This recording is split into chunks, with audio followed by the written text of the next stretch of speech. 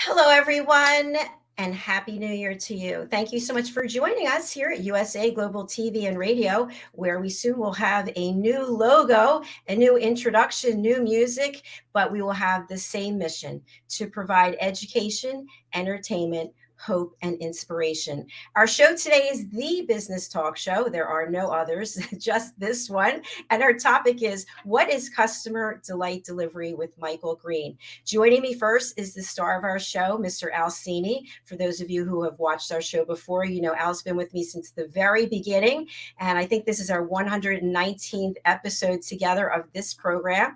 Al is an entrepreneur. He's also the voice of this platform, and he also has shows on another platform, RVN Television. You can find him there as well. Let's bring him out and see how he's doing. Then we'll bring out Michael Green. Welcome, Mr. Cini. Thank you, Dr. JACALYN. Happy New Year to you. And this is Thank episode you. 119. 119. Can you believe it? Well, that's impressive. I can't believe it. It's amazing. Everyone has been great. And this one, if 2023 is the year of the customer, where we focus again on what it is we do that makes a difference in the world, that ultimately is judged and paid for by a client or a customer, I think Michael Green is going to be a great guest. I agree with you. I had the pleasure of interviewing him. I can't even keep the day straight. I think it was last week. And he really covered a very important topic, ESG, which we'll touch on briefly today. And he represents a group called the Kaleidoscope Group. And one of the founding members there, Hardy, was actually somebody I did a show with for a number of episodes. So I have a spot in my heart for him and for the organization. Before we bring him out, Al, tell us a little bit about the work that you do at BCAT, and also what is Profit? Well, thank you, Dr. JACALYN. And Profit is a team building experience. We've taken the work that we do in aligning brand and culture. And I should explain what that means. We often use the phrase walking your talk, which generally means that what we see in the way you behave is aligned with what we know you're trying to accomplish in the world. So your habits, your behaviors, your gestures, your clothing, all of that is in alignment with what I know it is you represent in the world. It's a kind of integrity and professionalism, brand and culture alignment, that we've shrunken down to fit into a team building experience that we call Profit. And Profit is designed to do in 4 hours what a lot of consultants promise to do but never get done, sometimes even after months or years. That is to get your people to walk their talk by identifying that role model that represents all of us when we're doing our best work on our best day, defining and articulating that role model so clearly that it becomes obvious to us what we need to do in order to be more like that role model and be the best contributors we can possibly be to the mission of the team that we serve. So that's Profit. It's a team building experience, fits inside 4 hours. I'm easy to reach, al.cini@getbcat.com. And as always, Dr. JACALYN, thank you for the opportunity to talk about it. Thank you, Al. It's wonderful watching you and your organization grow and continue to give back. And I feel that this year in particular, when there's been so much discord in the past and people working in offices, then working from home, then they don't want to go back to the office, the great resignation, I feel that culture and how we treat our customers, how we delight them, is more important than ever. I can't think of a better way to bring Michael into the conversation than exactly what you just said. Fantastic. So let us welcome Michael Green. He is the Chief Marketing Officer at the Kaleidoscope Group of Companies. Welcome. Happy New Year, Dr. JACALYN. Happy New Year, Al. It's a privilege to be here talking about customer delight delivery at the start of 2023, because it's going to drive it. I hope so. Thank you, Michael. Yes, thank you. And Michael, before we get into our questions, I'd just like to know, where are you joining us from? So I'm joining you from Chester in England, in the middle of the country, an hour and a half from London by the train, if it's running. Well, or 3 days by car. Just a few hours. Well, hello to all of our friends in the UK. We do love our UK followers. So thank you so much. Thank you. So, Michael, as I mentioned at the top of the show, I had the pleasure of interviewing you the other day. But for people who are not familiar with the Kaleidoscope Group of Companies, what is it that you do there? So Kaleidoscope Group of companies represents the interests of people with disability. That's talent and entrepreneurs with disability. We have different divisions. So we have an investment group, we have a recruitment group, we have a mentoring group and an advisory group, as well as a charity. And everything we do is trying to direct talent within every person with disability into business in a very productive and profitable way, because people with disability have a lot to offer. They have many skills, and that enhances businesses, that enhances the products, it enhances the services, because they are people who are extremely able in one form or another. And all companies should be embracing that talent. And that's what we encourage and work with, support, endorse, and help roll out businesses, as well as entrepreneurs, as well as the skills within those people with disability. That is such a great way to make a difference. And, you know, at the top of the program, I got to talk a little bit about what I do and trying to combine the two. I think that the world is about applying talent, skill, capabilities to problems that people have. Whether you're doing that from a wheelchair, whether you're doing that from, I mean, no matter what your circumstances might be, I believe everybody can make a contribution. Everybody can make a difference. 2023 hopefully is about that world where finally we create that world where we're solving problems for each other, regardless of any of our individual differences. That's why it's such a noble mission that you're on, Michael, and I couldn't be happier to be talking to you about it today. Well, thank you, Al. And, you know, I think the last few years with COVID-19, we've all realized that accessibility is so vital, because many people haven't traveled. They've been working from home. We've now got this new culture called the hybrid work environment, and people, wherever they are, can be helping develop companies, whether it be in product development or service development globally. And we've all learned how to communicate and do business wherever we are, through Teams, through Zoom, through whatever medium as well, online. So the world has changed, and therefore the recruitment needs have changed. So people with disability can be working from home or can be working anywhere. So the world has become more accessible to everyone and more global through what we've experienced with the pandemic. Where does that passion come from, Michael? Well, my passion came from family business. We actually evolved from a pet food business in Lancashire. We had different products for dogs. We had dog biscuits, we had dog meat, and we also had some fantastic customers, both independents, farmers, retailers. And my father and mother used to be talking with the customers, with pets, with dogs, with animals, and also talking with the retailers. And so you had to have a passion for what you did. We had a great product, and it gave a lot of pleasure. And all products and services, to do well, they have to give pleasure. So my mother and father and family were able to embrace this passion and provide the product which delivered life-enhancing moments for the pets. But obviously, if the pets are happy, then the customers are happy who have the pets. And we all have pets because they enhance our families. And it's all about this balance in life, this love of nature and of great communication and of community that is created through families, with animals, with nature. And so I really got that, which is why I went into retail. I trained in retail with Marks and Spencer, and then got into major brands, the likes of Pret-a-Manger, duty-free retailing, Häagen-Dazs, Wilson Sporting Goods, and evolved different brands across different channels. But it was always with the customer at heart. And if you focused on the customer, then you were able to deliver better products, better services, all through working with your customers. And ultimately, that made me very excited. I thought starting in retail would be great, because retail's evolved now into online as well as offline, probably more so online. But the reality is it's all about the customer and where you provide the product or service that makes a difference and creates life-enhancing moments. And that's where I was excited about business, because I embraced that. That is Great. exciting, Michael. Question I have for you when it comes to the customer. I was in the industry of employee recognition, sales incentives, customer incentives, and that's what I did when I left corporate. How important is it to have loyalty programs for your customers? Is that really key, or is it really just have a good product, deliver the value at a competitive price, and meet the needs of the customer?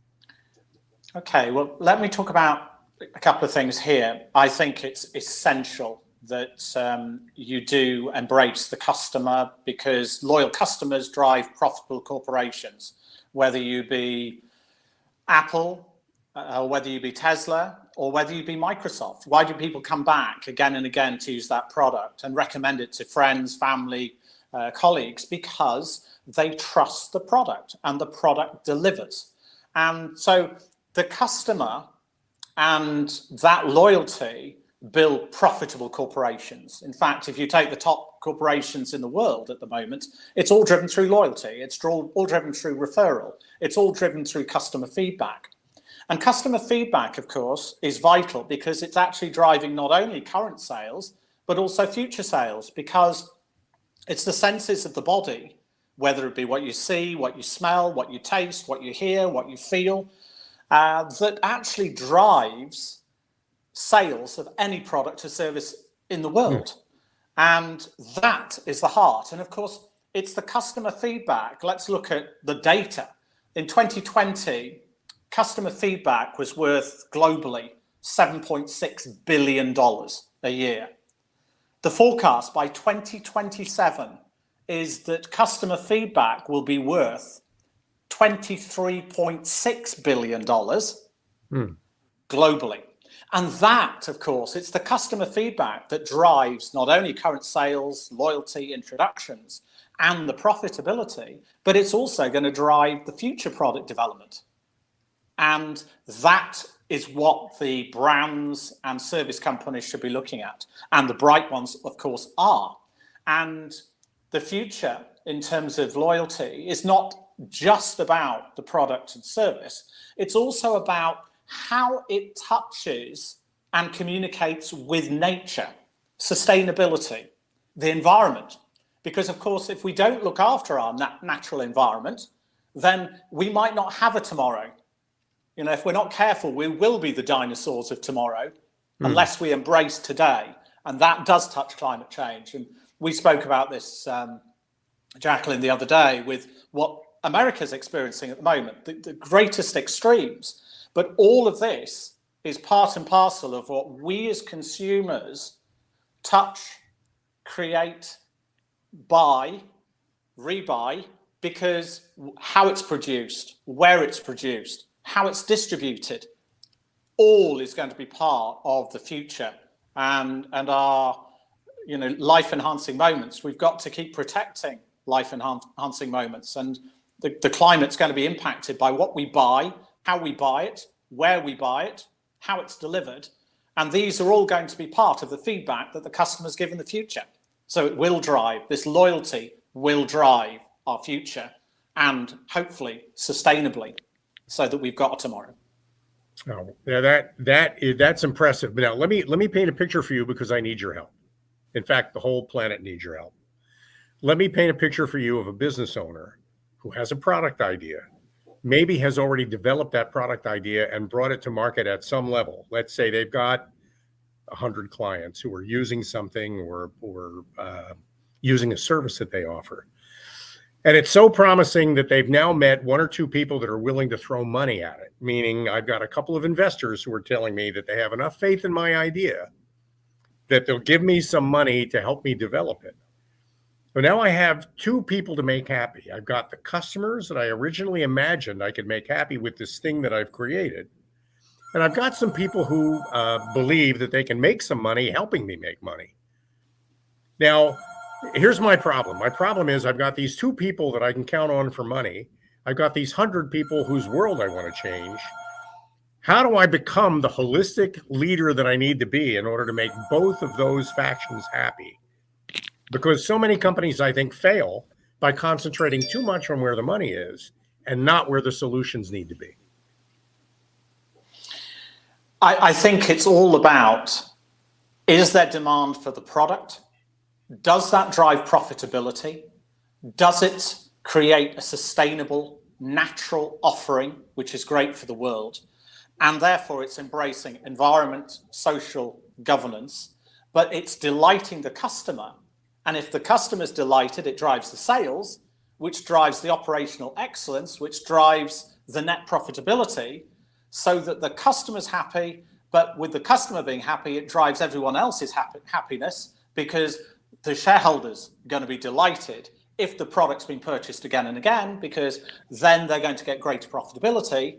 And it's ticking all of the boxes. Everyone's happy and the world is sustainable, and we have a future going forward with this product. It delights, it delivers in all areas. But the customer ultimately has to have a product that they believe in. It delivers for their life-enhancing moments, but also they know if they're buying certain products that are environmentally sustainable and great consideration has gone into that production, the customer's even happier buying it.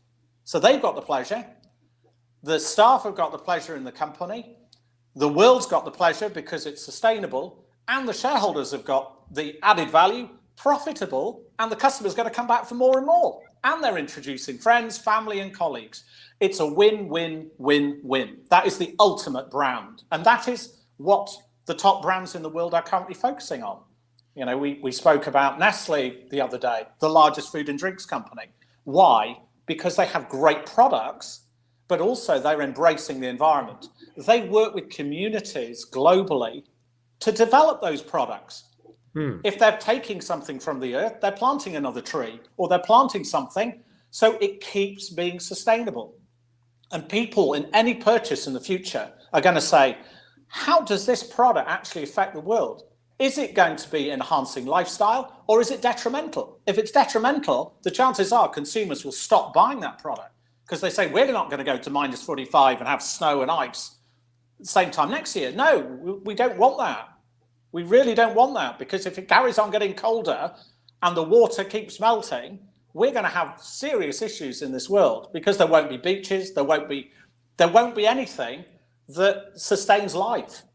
So we've got to get real. What we buy with our consumer decisions based on that product integrity or the service integrity is very dear to the consumer's hearts, which ultimately means that the shareholders' hearts will be delighted.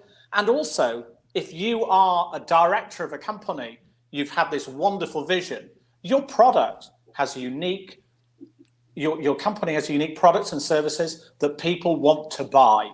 And they're going to talk about it and promote it because it's good for them, it's good for their friends, it's good for their businesses probably, and it's good for life-enhancing moments for us all and nature. I have a quick follow-up question because I want to bring this all around back to what I understand you do at Kaleidoscope. The problem with money is it makes people stupid. I get so stupid chasing money that I forget all of the factors that you've just described. I don't really need to pay attention to ESG. All I really care about is where that next 10 million is going to come from, or where my next 100 million is going to come from. And often in the early stages of a company, it comes from an investor, somebody that believes in the product for whatever reason. Often the investor doesn't even understand the product. They've been told by somebody else to put their money here, if you know what I mean. So the only person really that we can count on to actually understand all those things you just described is the owner or manager of the business. And what I'm hoping is that the kind of myopia that I get by focusing just on the money, which is what most business leaders do, is what you at Kaleidoscope help business managers to overcome and manage. Do I have that right? You have it absolutely right. And in fact, let's talk about Kaleidoscope Group, because I haven't really mentioned it now. But Kaleidoscope Group represents the interests of people with disability. There's great talent, there's great entrepreneurs there, but most companies in the world have actually ignored them. And let me illustrate that. 1.85 billion people in our wonderful world of 8 billion people as of last year are with a disability. Okay, that's over 20% of the global population. Now, if we look at their annual spend, it's over $8 trillion a year. Now, there's two considerations with $8 trillion a year of spend. Number one, is my company, product or service, delivering to people with disability over 20% of the world? Or have I just opened up a 20% share price growth or 20% sales growth? Because now we're going to embrace them and we're going to start communicating to them because they also have needs and requirements and they're very discerning people. But what about their families as well? And what about the people with talent and entrepreneurial with disability who should be helping my company get better and stronger? And if you look at corporations in the world, under 3% of employment globally embraces disability and talent. So if companies actually started saying, we are going to recruit this talent, then we can not only enhance our companies with disability, but our products will become more sensitive to the needs of our customers, and we're going to get at least a 20% sales growth as well. So we've got the double whammy. We're employing people with ability and disability talent, and we're going to have products and services that are better communicating to people with disability. And of course, if you're actually focusing on your communication and marketing through the senses of the body, which are actually the senses that buy products and services globally, then you will have greater business, greater product, greater service, greater loyalty, greater profitability, retention, and the growth of your company into the long term. Oh, and also you're embracing nature because the customers love the products you are providing because you are being natural and sustainable and sensitive to ensure zero carbon emissions for tomorrow. So we've all got life-enhancing moments. Win-win, win-win, win. Total. I love that. I think that to me ties it all together. Thank you, Michael. I appreciate that. Thank you, Michael. I just want to say hello to Push Child Foundation of Uganda. Thank you so much for watching and commenting. We really appreciate you. Michael, what I'm wondering is in the lifetime value of maintaining clients, how far, to what extent should business owners go to delight them? If it ends up being somebody's not happy with a product or service, they come back over and over again, they're still not happy, and you're actually losing money on the customer. When do you decide to put a line in the sand and say, you know what, I'm willing to lose this percentage of customers? Is that ever possible, or do you delight everyone all the time? Well, it's remarkable with online as well as offline sales that companies now communicate more with their customers because they are the profitable future of the business. And you should be communicating with your customers every week or every month at least, because you want to hear from them.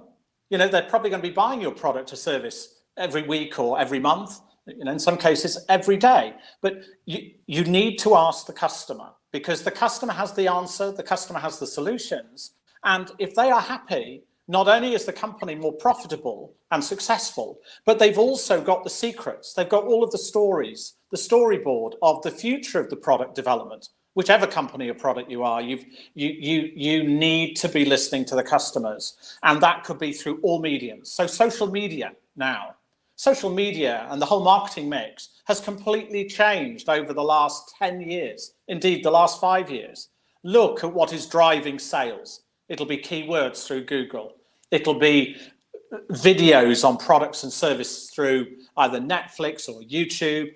It'll be through Apple, its communication, or AWS. It will be through your mobile, where you're going to be getting the keyword messages, which will prompt you to be buying going forward. And all of the feedback from the customer should be feeding into that mix of marketing. Because if the customer says, this is my experience, then other people will listen because the customer's saying it. The brand doesn't have to say it. The customers are saying it, and this will drive more sales more profitably in the future. And it's global.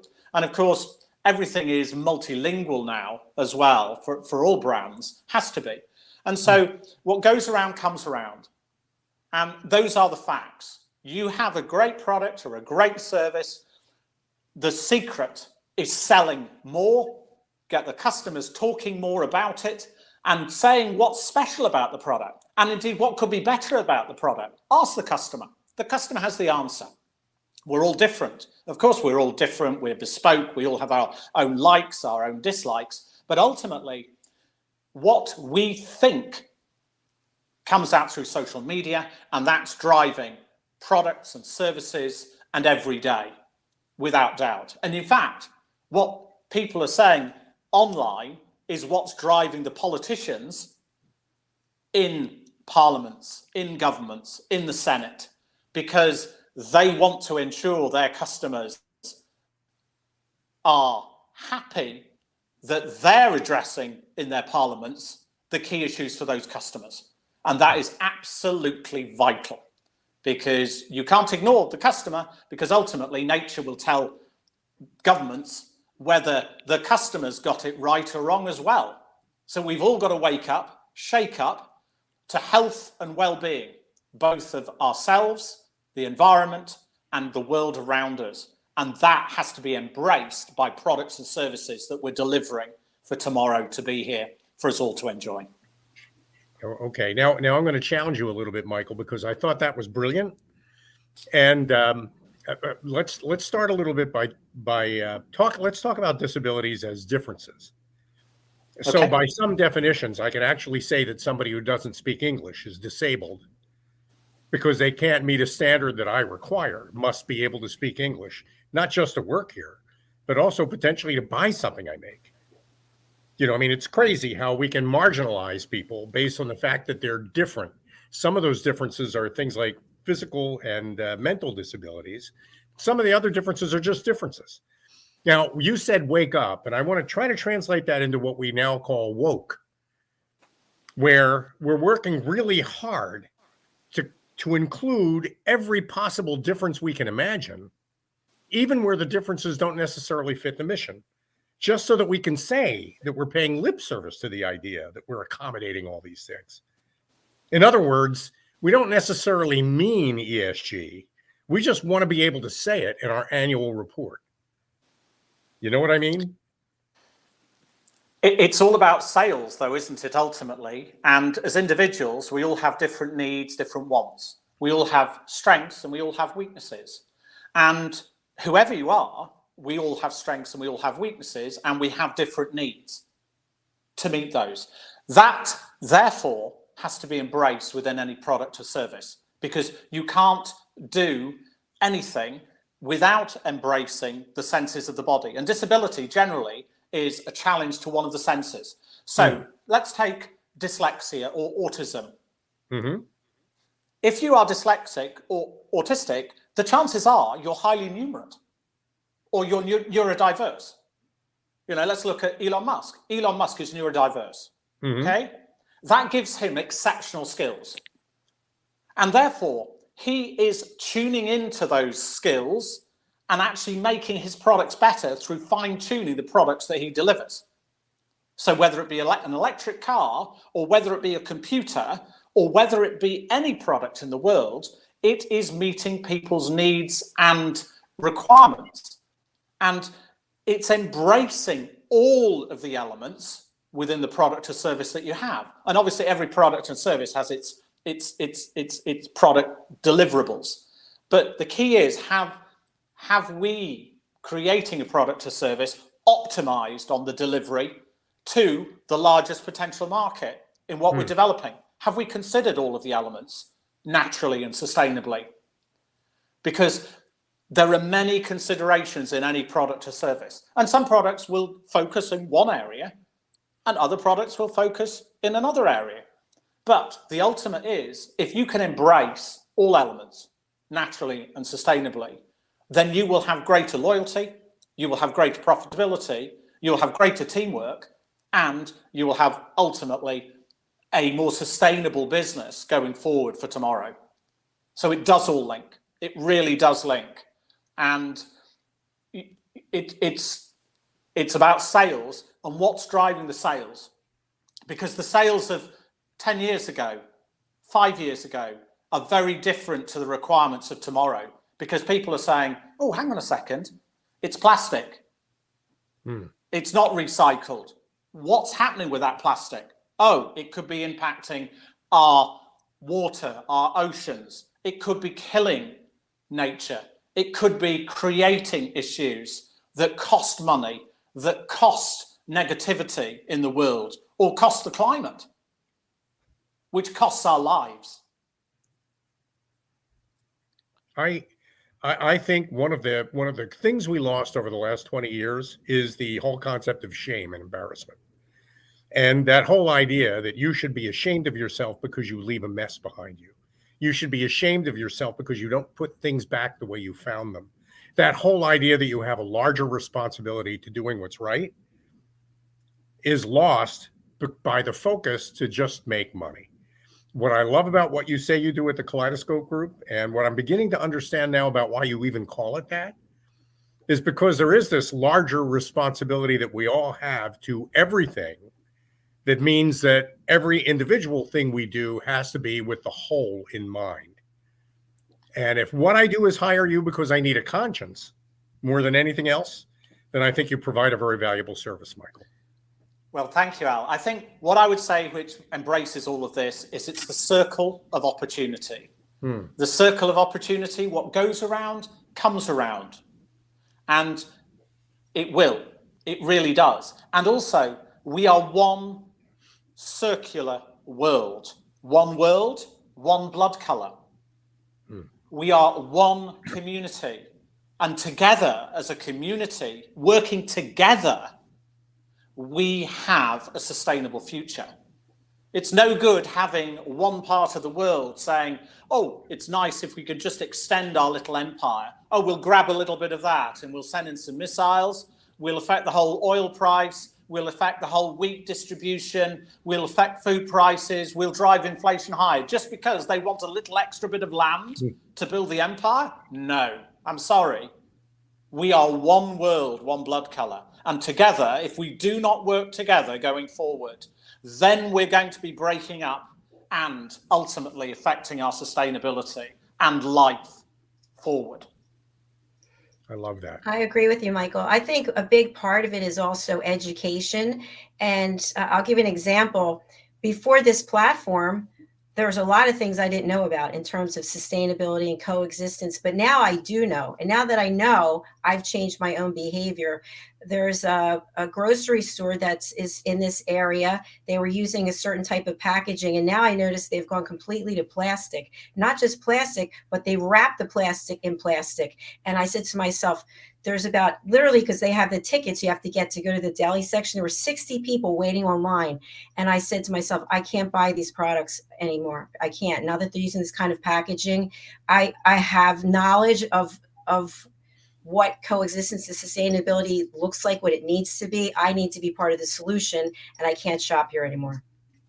And I think that's so vital. I mean, if you're going to buy some fruit or an avocado, do you buy the avocado that's loose, that you can actually pick up and put straight into your basket? Or do you buy something that's pre-wrapped with lots of plastic on and, you know, cardboard, and put that in your basket? I think everyone in the future will say, hang on a second, I'm going to buy the real product without all of the packaging because it's more sustainable. And that's what I want. And ultimately, of course, if you don't have the packaging and you're picking the product up, you don't have the added cost. So therefore, it should be more cost effective than actually buying a product within packaging. The key is avoid the packaging if you can, but you've still got to manage the distribution. But in the future, the distribution is going to be very different because it's probably all electronic, and it's going to be managed by robots through a service center, which could be run by Amazon or one of the distributors as well. So it does all, what goes around comes around, but it really, everything that we look at now, we will think, where's it come from? How's it come from? And is this something that is good for me, good for nature, and good for our future? And that is a new consideration in all of our purchasing. And anyone who says that they don't think about a product and how it was made and how it evolved, if you're impacted by -45 and snow and ice in America, or if you're impacted by water in India, or if you are impacted by a tsunami, wherever it might be, you are going to be considering very carefully, because you survived a trauma, where is the product come from? Because I want to be protecting our futures for tomorrow, today. You know, I know we're running out of time, Dr. JACALYN. These programs are never long enough, especially when you get a great guest like Michael. I do want to point out, Michael, that your LinkedIn profile is a great way to go, a great place to go to get more information about you. One of the things you say on your profile is you have a focus on AI. We need to get you back just to talk about that, because I think artificial intelligence is I've given up on the whole concept of natural intelligence. There's just too many stupid people in the world. I think if we don't build it, we'll never be able to develop it in humans. It's just the way it is. You got to come back and talk about that. Well, I have 4 words that underpin AI, and that is data, horticulture, nurture, and harvesting. Because we measure everything. We nurture everything. We feed it, we grow it, and that drives the harvesting and success. It's like a P&L from sales to profit. Data, horticulture, nurture, and harvesting. But everything is driven by those 4 words, now and forever. Oh, beautiful. Great way to wrap up the show. Thank you. And again, we could have you here every week with a different topic, because you just have so much passion and energy, and you provide so much really valuable information. I thank you for that. Well, thank you for asking the right questions. And it's a privilege. And I am passionate because I like talking about success and our future. And I want to ensure we do have a great future, embracing nature and sustainability. So thank you very much. Beautiful. Thank you. And in addition to your LinkedIn profile, how can people reach you if they're on a radio channel or they're on a podcast platform and they can't read the banner? Okay. Well, I mean, I have email as well. So that's michael.green@kaleidoscope.group or kadirconsulting@gmail.com. But I would always love to hear from people. I'm also on Instagram, Michael Green 007, if you want to be on Instagram. On Twitter, I'm Green07. So I think I probably touch most multimedia channels for people to communicate with me. So, and I welcome hearing from people globally. Wonderful. Thank you again. So everybody out there who's listening or watching today or in the future, please do connect with Michael. He's put himself out there. He's looking to collaborate. He's looking to educate. He's looking to help as many people as possible to understand these topics that are near and dear to every one of us who is breathing. So absolutely. And Kaleidoscope, follow you on Instagram. Brilliant. Well, we look at Kaleidoscope Group. Our motto is empowering ambition within the group, and within our charity, empowering lives. And that's how I want to help everyone. That's great. It really is. It was an honor to have you back, and we look forward to seeing you again. Thank you so much. Thank you, Al, and thank you, JACALYN. Very grateful. Bye for now. Bye for now. Great show, Al.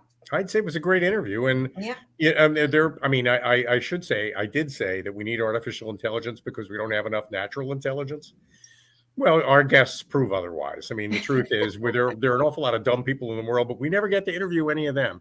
Everybody we interview on the Business Talk Show is somebody who has plenty of natural intelligence. Michael Green is no exception. It was a wonderful conversation. I'm looking forward to having him back.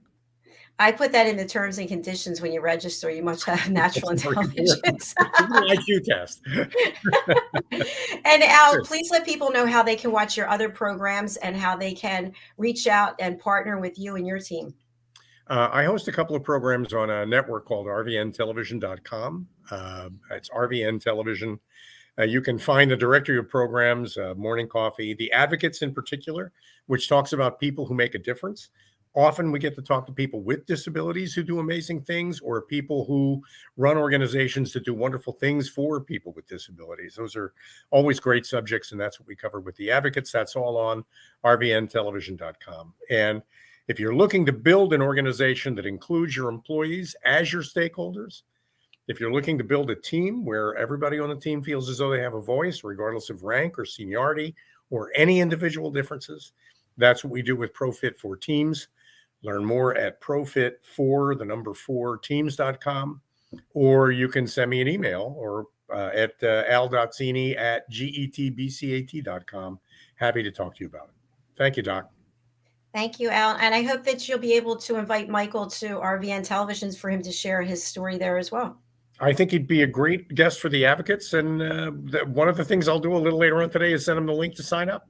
Yay, I love that. Good. Yay, Good. he loves it too. Great.